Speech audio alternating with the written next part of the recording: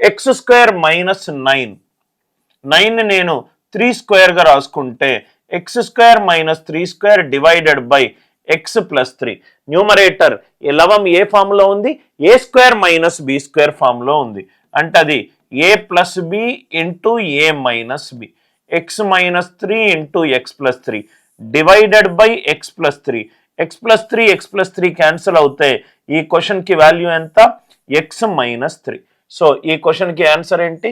X minus 3. అందరికీ ఈ logic క్లియర్గా అర్థమైంది అనుకుంటా, right? X square minus 9 by X plus 3. ఇది ఆల్జీబ్రేక్ ఐడెంటిటీస్ మీద మనకు పలు రకాల ఎగ్జామినేషన్ క్వశ్చన్స్ మనల్ని అడిగాడు, రైట్? నౌ ఇక్కడ చూస్తే మీరు ఇది ఒక పద్ధతి, ఇది జనరల్గా ఈజీ క్వశ్చన్. ఇది కాకుండా మీకు కాంప్లికేటెడ్ ఇచ్చినా కానీ, కాంప్లికేటెడ్ చరరాశులకు సంబంధించి ఎక్స్ప్రెషన్స్ ఇచ్చినా కానీ, క్వశ్చన్లో వేరియబుల్స్, ఆన్సర్లో వేరియబుల్స్, క్వశ్చన్లో వేరియబుల్స్, ఆన్సర్లో వేరియబుల్స్ ఉంటే సబ్స్టిట్యూషన్ మెథడ్ అనేది బెస్ట్ మెథడ్. సబ్స్టిట్యూషన్ మెథడ్ ఏంటి సార్? సపోజ్గా క్వశ్చన్లో ఒక వాల్యూ అనుకోండి, left hand side equivalent to right hand side కావాలి. ఎక్స్ 9 అనుకున్నా, 9 అనుకుంటే ఇదేమైంది? 9 square minus 9 divided by 9 plus 3. 9 square ఏమో 81, 81 మైనస్ 9 ఏమో 72 డివైడెడ్ బై 9 ప్లస్ 3 ఎంత? 12. 72 బై 12 ఎంత? 6. ఆన్సర్లో ఎక్స్ బదులు 9 సబ్స్టిట్యూట్ చేసినప్పుడు మనకు 6 రావాలి. ఆప్షన్ ఏ 9 ప్లస్ 3 12 కాదు. ఆప్షన్ డి 9 మైనస్ 9 0 కాదు. Option C 9 square minus 9 root 72 వచ్చింది, అది కూడా కాదు. సో క్వశ్చన్లో చరరాశులు, ఆన్సర్లో చరరాశులు ఉన్నప్పుడు సబ్స్టిట్యూషన్ మెథడ్ అనేది బెస్ట్ మెథడ్. ఇక్కడ A plus B is equivalent to 2c ఉంది. A plus B is equivalent to 2c అంటే A plus B is equivalent to C plus సిగా రాసుకోవచ్చు కదా నేను. అంటే ఒక సి లెఫ్ట్ హ్యాండ్ సైడ్ పోయింది అనుకోండి, B minus C is equivalent to C minus C. So square చేస్తే B square plus C square minus 2bc, ఇదేమవుతుంది? C square plus A square minus 2ac.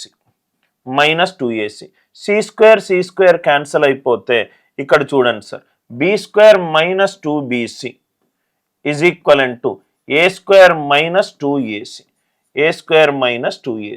So ఇది 2bc. B square minus 2bc is equivalent to A square minus 2ac. ఈ రెండు equal అయ్యింది. Simple value A plus B is equivalent to 2c. 2cని C plus సిగా రాసుకుంటే C left hand side వెళ్ళింది అనుకోండి, A minus C is equivalent to C minus B. దీన్ని square చేశాను, దీన్ని స్క్వేర్ చేశాను. B square plus C square minus 2bc, ఇదేమో C square plus A square minus 2ac. C square cancel అయింది, minus 2bc, ఇది minus 2ac. B square minus 2bc is A square minus 2ac. ఎక్కడ value ఉంటే అక్కడ అదే answer. ఇంకో method ఏంటంటే క్వశ్చన్లో గనక చరరాశులుండి ఆన్సర్లో కూడా చరరాశులుంటే, క్వశ్చన్లో చరరాశులుండి ఆన్సర్లో కూడా చరరాశులుంటే substitution method is the best method. ఏం చేయొచ్చు మనము? A is equivalent to 3, b is equivalent to -1 అనుకుంటే 3 - 1 ఏమవుతుంది? 2. 2 is equivalent to 2c. 2 is equivalent to 2c అయినప్పుడు సి వాల్యూ ఏమవుతుంది? 1. A3 B -1 C1 సబ్స్టిట్యూట్ చేసుకొని చూసుకోండి. సెకండ్ ఆప్షన్లో ఏ స్క్వేర్ మైనస్ 2ac. ఏ స్క్వేర్ మైనస్ 2ac అంటే 3 స్క్వేర్ ఏమో 9. 9 మైనస్ 2 ఇంటూ 3 ఇంటూ 1. 9 మైనస్ 6 ఎంత? 3. లెఫ్ట్ హ్యాండ్ సైడ్ 3 వచ్చింది. Right hand side B square minus 2bc. B square అంటే -1 స్క్వేర్ 1 మైనస్ 2 ఇంటూ బి ఏమో -1 c1. 1 + 2 ఏమో 3. 3 ఈక్వలెంట్ టు 3 అయింది. క్వశ్చన్లో చరరాశులు, ఆన్సర్లో చరరాశులు ఉన్నప్పుడు సబ్స్టిట్యూషన్ మెథడ్ అనేది బెస్ట్ మెథడ్. క్వశ్చన్లో చరరాశులు, ఆన్సర్లో చరరాశులు. మీరు ఇలా కూడా చేయొచ్చు, లేకపోతే మీరు ఇలా కూడా చేయొచ్చు. XYZ are positive numbers and x plus y plus z is 1. The least value of 1/x plus 1/y plus 1/z. దీనికి కూడా రెండు మెథడ్లో మనం ఈ క్వశ్చన్ని సాల్వ్ చేయొచ్చు. Method 1, arithmetic mean greater than or equivalent to harmonic mean. ఈ concept use చేయొచ్చు. సార్ ఎలా సార్ ఇది అంక శ్రేణి హరాత్మక శ్రేణి అన్న ఐడియా వచ్చింది. అంక శ్రేణిలో వాల్యూల యొక్క విలోమమే హరాత్మక శ్రేణిలో ఉంటుంది. అరిథమెటిక్ మీన్ అంటే sum of the quantities by number of the quantities x plus y plus z by 3 greater than or equivalent to. Harmonic mean ఏమవుతుంది, 3 నంబర్స్ ఉన్నాయి, ఇది reverse of arithmetic mean. 3/1/x plus 1/y plus 1/z. 3/1/x plus 1/y plus 1/z. నేను ఇక్కడ రాస్తున్నాను sir. ఈ concept చాలా important concept ఏంటంటే, సపోజ్గా ఒక n చరరాశులు ఉన్నాయి, a1 నుంచి an. ఇవన్నీ positive numbers, a1 a2 and so on up to an greater than 0. అప్పుడు కాన్సెప్ట్ ఏంటంటే am greater than or equivalent to gm greater than or equivalent to hm. am greater than or equivalent to gm greater than or equivalent to hm. am ఏమవుతుందంటే some of the quantities by number of the quantities greater than or equivalent to gm ఏమవుతుందంటే nth root of product of the quantities. pn అంటే ఆ మొత్తం చరరాశుల లబ్ధము. hm అవుతే n by 1/a1 plus 1/a2 and so on up to 1/an. n by 1/a1 plus 1/a2 and so on up to 1/an. ఇది చాలా important concept. మ్యాక్సిమా minima కనుక్కునేటప్పుడు, శ్రేణులకు సంబంధించి కనుక్కునేటప్పుడు మనకి ఈ కాన్సెప్ట్ చాలా బాగా ఉపయోగపడుతుంది సార్. సో కాన్సెప్ట్ ఏంటంటే మనం ఇక్కడ చూద్దాం. SN by N. ఎస్ఎన్ అంటే అన్నీ కూడుతున్నాను, a1 plus a2 and so on up to an by n greater than or equivalent to nth root of product. Product అంటే ఏమవుతుంది, p1 a1 into a2 and so on up to an greater than or equivalent to.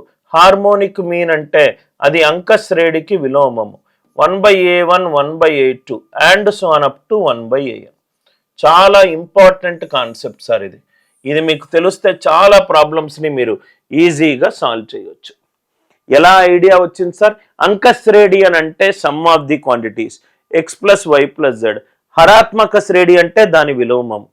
x plus y plus z 1 ఇచ్చాడు.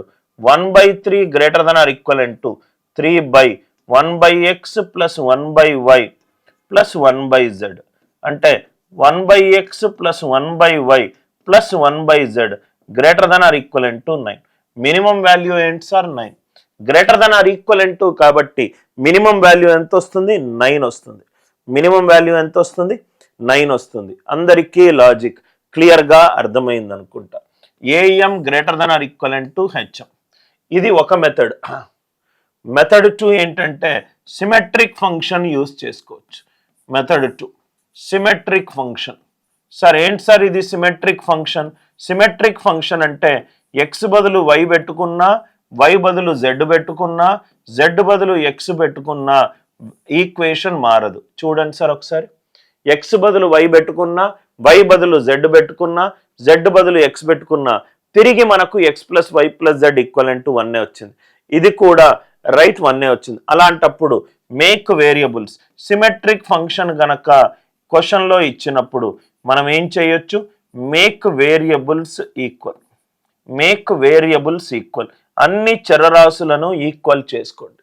అన్ని చరరాశులను equal చేసుకోండి. అంటే x equivalent to y equivalent to z. అంటే 3x equivalent to 1. అంటే x equivalent to 1/3. 1/1/3 plus 1/1/3 plus 1/1/3. 3 plus 3 plus 3. ఈ క్వశ్చన్కి answer ఎంత? 9. 3 plus 3 plus 3. ఈ క్వశ్చన్కి ఆన్సర్ ఎంత? 9. సిమెట్రిక్ ఫంక్షన్ గనక క్వశ్చన్లో ఇచ్చినప్పుడు, సిమెట్రిక్ ఫంక్షన్ క్వశ్చన్లో ఇచ్చినప్పుడు, సిమెట్రిక్ ఫంక్షన్ క్వశ్చన్లో ఇచ్చినప్పుడు రైట్ వేరియబుల్స్ని ఈక్వల్ చేసుకోండి. x equivalent to y equivalent to z.